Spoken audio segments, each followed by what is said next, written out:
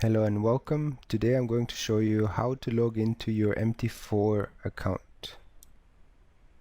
First, you need to install the MT4 platform. In order to get it, you need to go to the trading platforms and click on MetaTrader 4.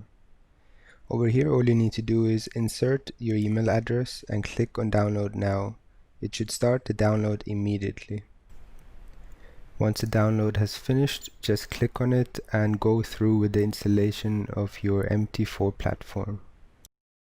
Now that the installation is finished, all you need to do is click on File, then click on Login to Trade Account, and then fill in your account details, your account number and the trader's password, and then the correct server name, depending if it's a live account or a demo account.